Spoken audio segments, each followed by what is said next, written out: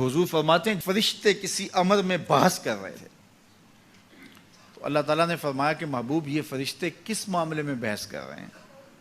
تو میں نے کہا لا ادری، مجھے اس کا ادراک نہیں کہ وہ کیا کہہ رہے ہیں۔ تو پھر اللہ نے اپنا دست قدرت میرے دو کندھوں کے درمیان رکھا۔ پھر کیا ہوا اس سے؟ اللہ کا دست قدرت کہہ رہے ہیں، باقی کوئی لفظ ہی نہیں ہمارے پاس۔ اس نے دست قدرت والا ہاتھ میرے دو کندھوں کے درمیان رکھا۔ یہ کون کہہ رہے ہیں؟ میرے حضور کہہ رہے ہیں۔ میرے رب نے دست قدرت میرے دو کندھوں کے درمیان رکھا۔ پھر ہوا کیا؟ سن لو اگلے لفظ۔ دست قدرت یہاں آیا، ٹھنڈ سینے میں پڑ گئی۔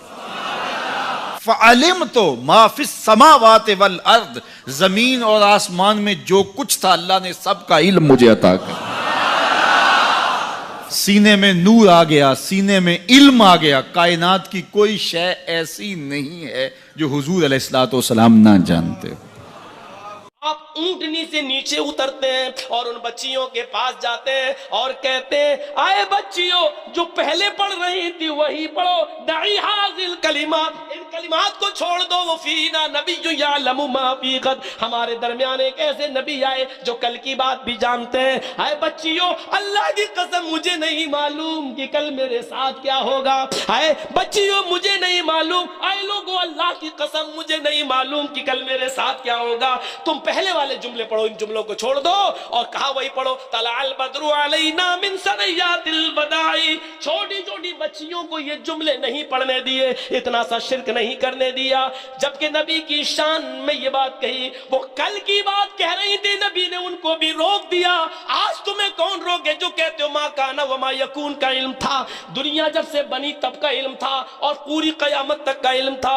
دنیا میں جتنے درخت ہیں ان میں کتنے پتے یہ نبی کو معلوم تھا۔ سمندر میں کتنی مچھلیاں یہ نبی کو معلوم ہے۔ ہر ایک مچھلی کے پیٹ میں کتنے انڈے ہیں یہ نبی کو معلوم تھا۔ کوئی چیز نبی سے چھپی ہوئی نہیں تھی۔ میرے بھائیوں یہ کہہ دینا بہت آسان ہے، لیکن اس کا الزام کتنا پڑا جائے گا نبی کے اوپر۔ یعنی نبی کو ما کانا وما یکون کا علم تھا تو آپ کو معلوم تھا جنگ احد میں 70 صحابہ شہید ہو جائیں گے۔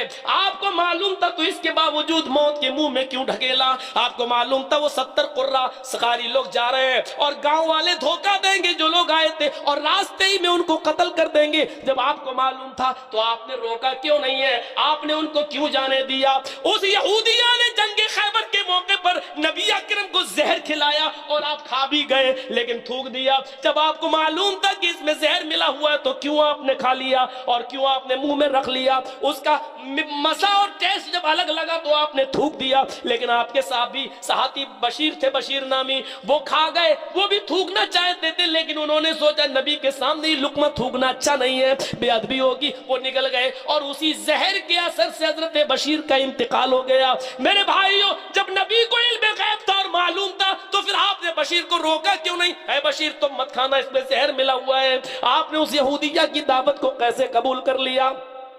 حضرت عائشہ پر زنا کی تہمت لگی، 1 مہینہ بلکہ 50 دن اللہ کے نبی محمد رسول اللہ پریشان رہے، کبھی ادھر کبھی ادھر۔ کبھی آپ کہتے مجھے اس مصیبت سے کون نکالے گا، اور کبھی حضرت عائشہ سے کہتے عائشہ انسان سے غلطی ہو ہی جاتی ہے، اگر تم سے ایسا کچھ ہو گیا ہو تو توبہ کرو، استغفار کرو۔ اور حضرت عائشہ کہتی ہے فصبر جمیل، میرے لیے صبر کرنا ہی بہتر ہے۔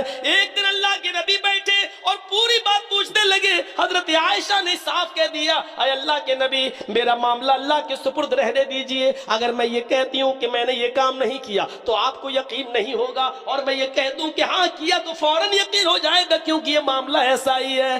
عائشہ کہتی ہے اے اللہ کے نبی انتظار کیجئے، اللہ آپ کو ضرور بتا دے گا۔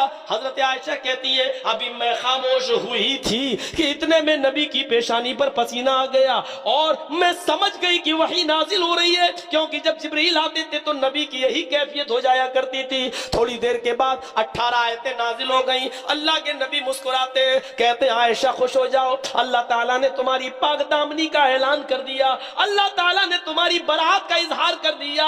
حضرت ابو بکر صدیق کی بیوی اٹھتی ہیں، کہتی ہیں بیٹی اٹھو اور نبی اکرم کا شکر ادا کرو، دیکھو آج اللہ کے نبی کو بھی یقین ہو گیا۔ حضرت عائشہ کہتی ہیں اللہ کی قسم میں محمد رسول اللہ کا شکر ادا نہیں کروں گی، اللہ کی قسم میں نبی اکرم کا شکریہ ادا نہیں کروں گی، اگر مجھے شکریہ ادا کرنا ہے تو رب العالمین کا کروں گی، اس لیے کہ اس نے میری پاک دامنی کا اعلان کیا ہے، اس نے میرے بارے میں بتایا ہے اور محمد رسول اللہ کا دل صاف کیا ہے، تو شکر کا سب سے زیادہ مستحق اللہ ہے۔ میرے بھائیو، حضرت عائشہ کا یہ کہنا اللہ کی قسم میں محمد رسول اللہ کا شکر ادا نہیں کروں گی، اس بات کی طرف اشارہ تھا کہ نبی اکرم کو علم غیب نہیں تھا، اگر علم غیب ہوتا تو کہتے لوگو کیوں جھوٹے الزام لگا رہے ہو میری بیوی پر، کچھ نہیں، اس نے کچھ نہیں کیا، لیکن نہیں میرے بھائیو، آپ 50 دن تک پریشان رہتے ہیں، کہہ دینا بہت آسان ہے کہ علم غیب تھا، کیونکہ اس عقیدے سے پیٹ کی توندیں موٹی ہو رہی ہیں۔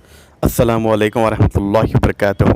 امید کرتا ہوں دوستو آپ سبھی لوگ خیریت سے ہوگے، اور یہ بھی امید کرتا ہوں دوستو کہ آپ کو ویڈیو پسند آیا ہوگا، اگر آیا ہے تو لائک کمنٹ شیئر کر دیجئے اور ہمارے چینل کو سبسکرائب کر لیجئے، تو پھر انشاءاللہ پھر ملیں گے اگلی ویڈیو میں، تب تک کے لیے اپنا خیال رکھیے، اللہ حافظ، السلام علیکم۔